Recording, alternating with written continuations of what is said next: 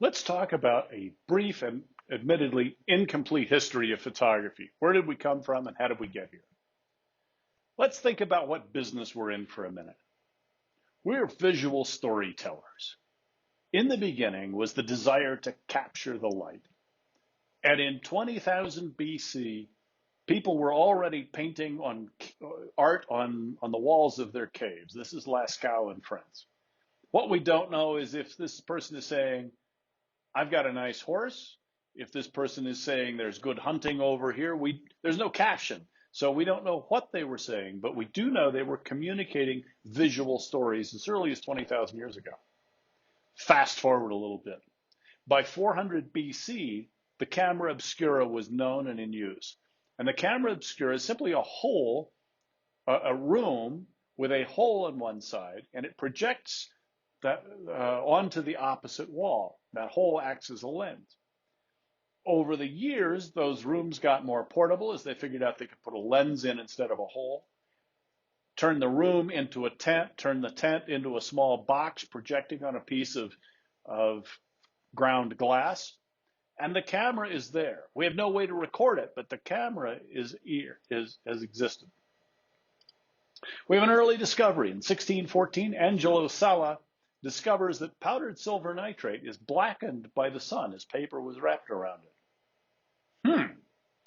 That could be useful. The discovery is discarded by contemporary scientists who say that discovery has no practical application.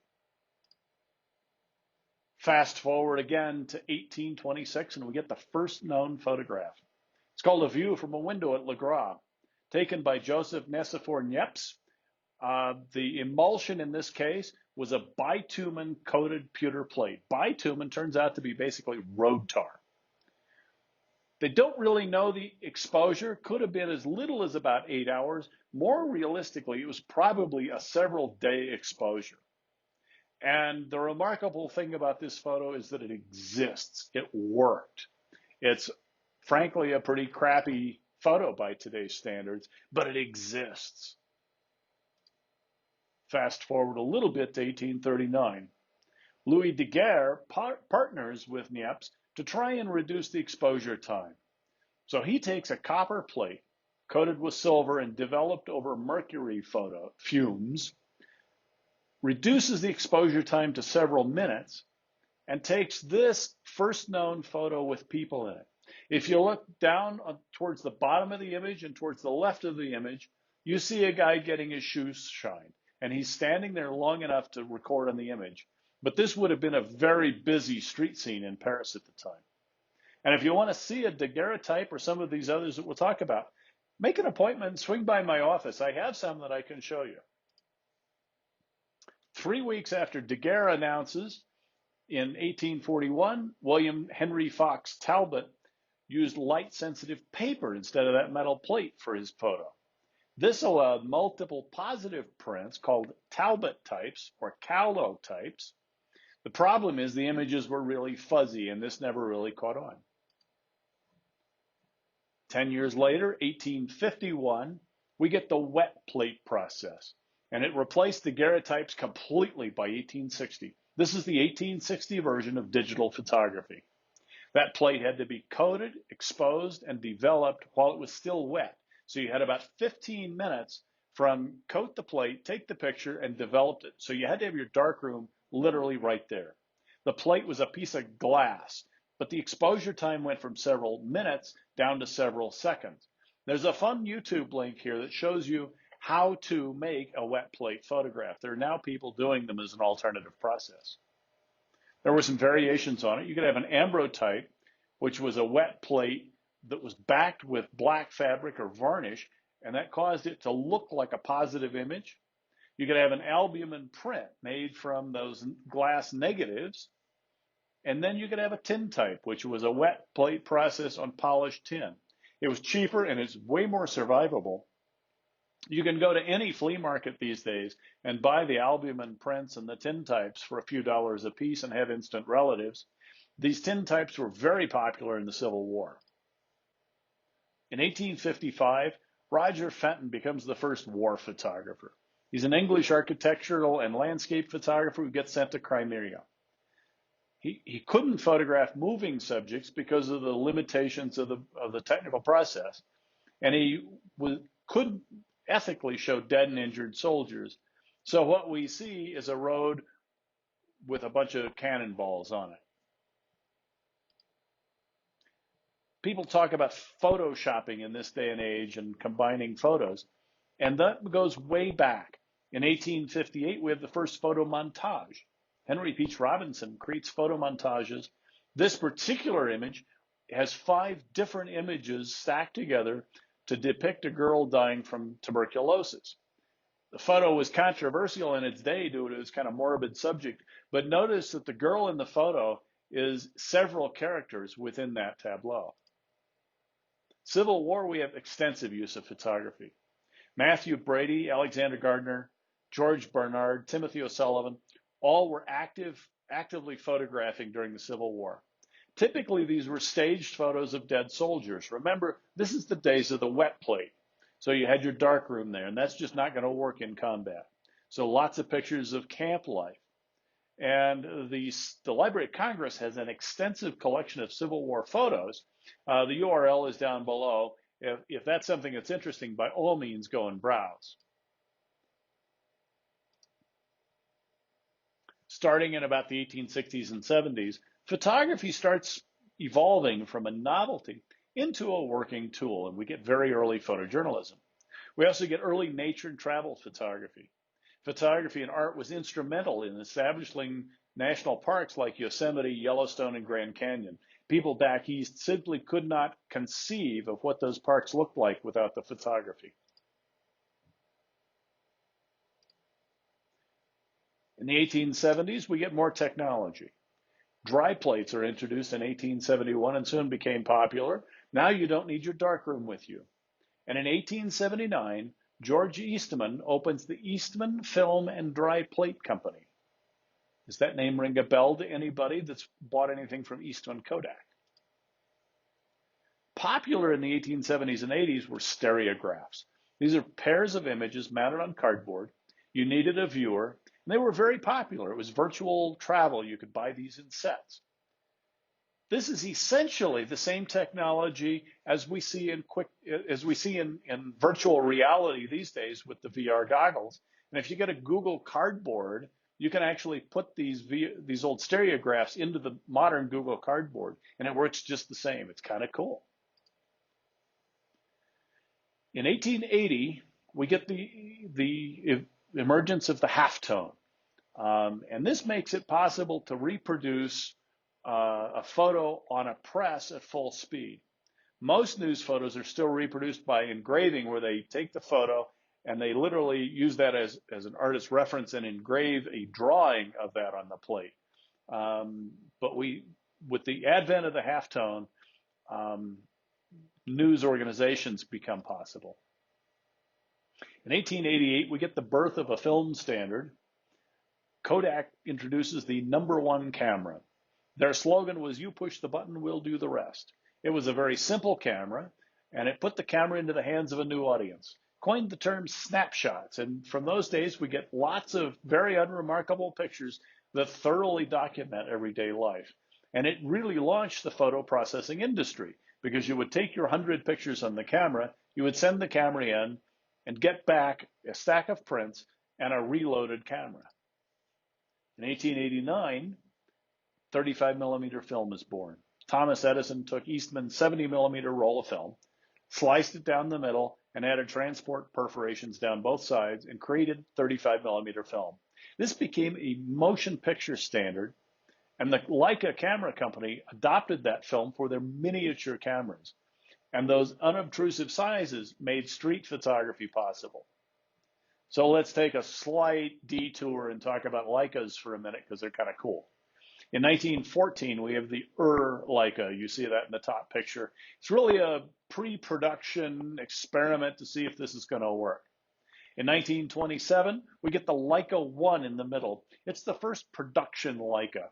And these are fine cameras with good quality lenses and interchangeable lenses. In 1957, we get the 3G, which is the last of the screw mount Leicas. And if you want to see one of those, come by my office. Again, I have one.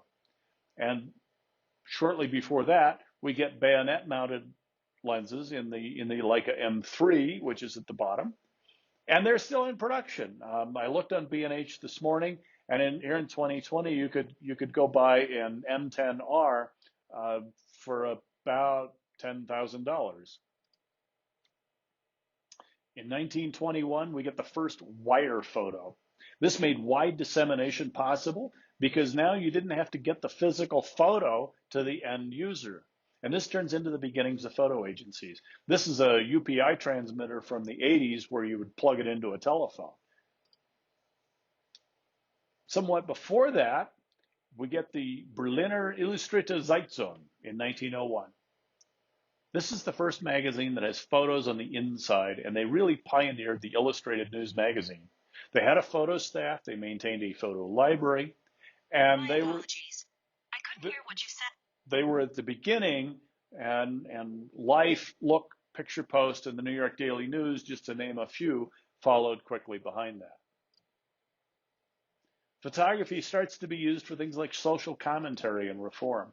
We get photographers like Jacob Riis photographing in the New York tenements in the 1880s, and Louis Hine photographing child labor in roughly the same time. And these two photographers managed to change labor laws and housing laws in the New York area and really increase worker safety. Similarly, in the 1930s, we get the Farm Security Administration. Here's an example of a photo from Weld County, Colorado. It was headed by economist Roy Streicher. His intention was to document all of the country. It ended up focusing mostly on rural America.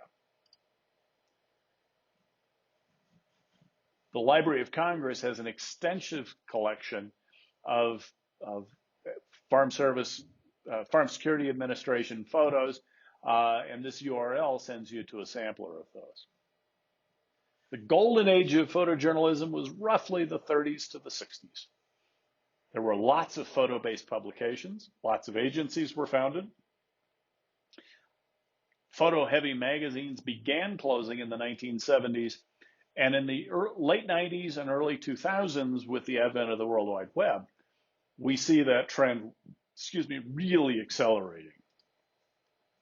And a photographer who was there for that golden age was Edward Steichen. He was the most frequently featured photographer in Camera Work magazine. He was a very early color photographer using the autochrome process when that was out.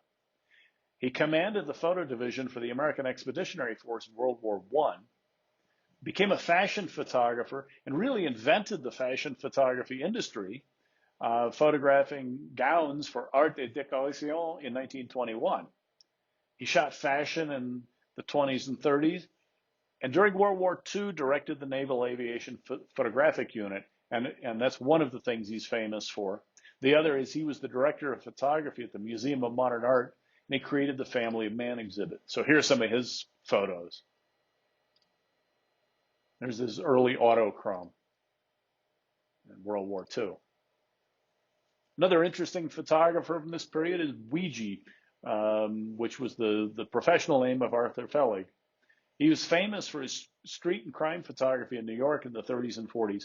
He used very basic equipment. He had a 4x5 speed graphic camera with a flash, f/16, a 200th of a second, flash bulbs, and the focus set to 10 feet. He had a police scanner, which was unusual in his day, in a darkroom in his car. And with that police scanner, he would go out and cruise the streets of New York where crime was likely to happen. And as a result, he frequently beat the police there. And there's some dispute about his nickname, but some people think it may be from the Ouija board from fortune telling, but it may have also been from a squeegee boy and being in the darkroom. And by the 1950s and 60s, he was a film photographer, and by that I mean like movies, not just using film. And that's Fellig. He is what you think of if you called Central Casting and said, send me a photographer from the 40s. Classic one of his pictures. World War II produced a lot of famous photographers and famous photos. Here's a very short list of people who really made their fame and fortune, well, fame anyway, working during World War II. Robert Capa, he was famous for his D-Day photography. Joe Rosenthal shot the famous Iwo Jima picture. W. Eugene Smith started in World War II. He accompanied the Marines island hopping in World War II. He did long form projects, and he was famous for essentially perfecting the photo essay. Some of his projects included Pittsburgh, Country Doctor, and his last was Minamata, about a Japanese fishing village in Japan, where the local industry had basically poisoned the fish in the area. There's this Country Doctor signature image. Just life in rural America. This is from the Minamata. In the 60s and 70s, we get civil rights. We get the Vietnam War, demonstrations. We get the beginnings of the environmental movement. We get the energy crisis and Watergate, all of which were covered extensively photographically.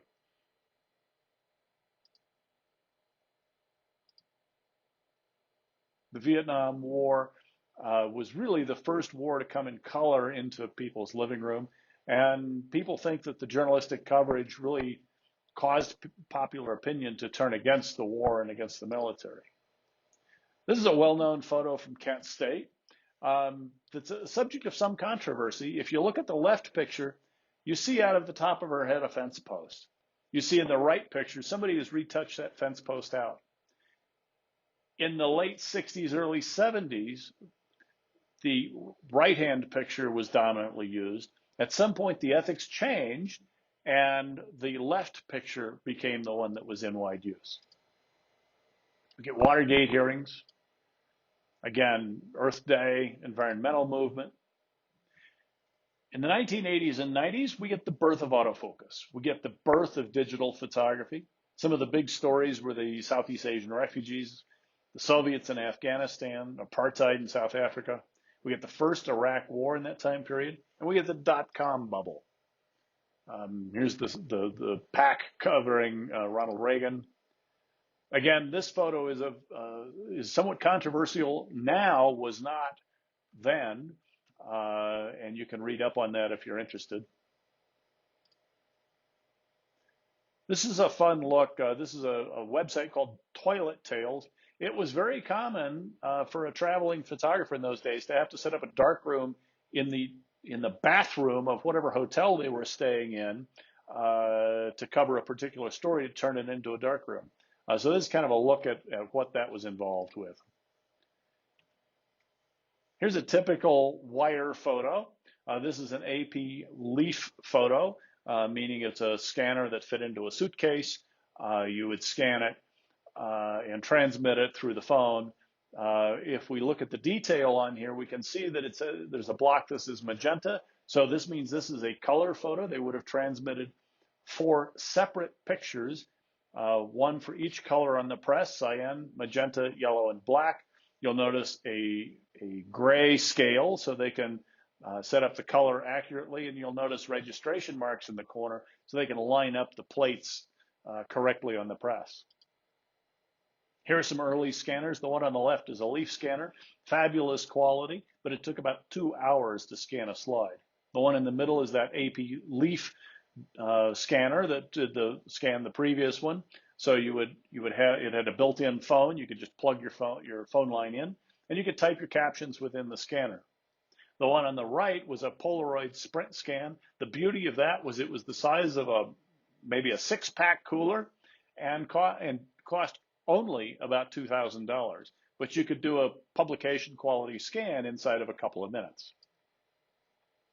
In 1969, the CCD, the charge coupled device, was invented at AT&T Bell Labs as a memory device. It had nothing to do with imaging. The first imaging CCD was 100 pixels by 100 pixels, developed in 1973. By 75, a guy named Bryce Bayer of Kodak develops the Bayer filter mosaic, which allows for color photography on a digital sensor. And the Bayer pattern is still used today. And in 1986, Kodak develops the first megapixel sensor. Do you notice a trend in who's doing a lot of this developing? In 1975, we get the first digital camera. It used the recently invented Fairchild CCD, A lens scavenged from a movie camera. It took a picture that was 0.01 megapixels, and it took 23 seconds to record the black and white file onto, are you ready for this, cassette tape. The people at Kodak looked and said, yeah, it's not terribly useful, stuck it in the basement. 1981, we get the Sony Mavica. It used video technology. It was an analog camera, but it was a still image, and on a 2-inch video disc, you could get about 50 images, and you can start to see the future developing. In 1990, Kodak introduces the photo CD format. So it looks like a regular CD. It's its own file format that you could take slides to a lab and have them scanned onto the CD. At the same time, Adobe launches Photoshop 1.0. In 1991, Kodak introduces the DCS, the digital camera system. Kodak didn't even think about giving it a model number until the 200. They just called it the DCS. It's a modified film camera. It had a 1.3 megapixel sensor. It had a separate recording deck, so you were tethered to that box. They made about 987 of them, and they were about 13 grand in 91. Turns out they were very popular in dental offices. And Kodak refined the technology. 92, 93, they built the DCS 200 around a newer film body, the 8008, and it had integrated storage, so you had a hard drive on the camera. In 94, they come out with one on a better body, and again, I have one of these in my office. 95, Canon is able to get in on the deal. Nikon tries designing their own camera in 96, the Nikon E2, didn't go over well. These were all very expensive cameras with very low resolution. They were anywhere from $15,000 to $30,000, and only people with very high volume workflows could afford these. Throughout most of the 90s, most non-daily publications used a hybrid workflow. You shot film and then you scanned the negatives. In 1999, Nikon introduces the D1. This was the first professional camera that was under $5,000. Okay, it was $49.99.99. It was 2.75 megapixels, which was fine for most publication use. Used compact flash storage, so you could expand the storage. And it didn't last very long. It was replaced by the D1X in 2001. In 2003, we have the first all-digital National Geographic story on the future of flight by Joe McNally, shot on a D1X. What are some of the impacts of the digital photography? Well, news clients always needed it now. Deadlines have moved, and now they need it right now. Phone cameras, which are perfectly legitimate cameras, have created citizen journalists and a very visual society. Social media is a critical component of news outlets, and you have to keep the social media photos flowing at a newspaper. News is about telling stories, not about putting ink on crushed trees. So it's important to use the appropriate technology to tell that story. That could be a still photo, that could be a video, it could be audio, it could be words, and that combination is a much more powerful medium. So as you become a journalist going forward, you're going to need to be able to work in all of these mediums.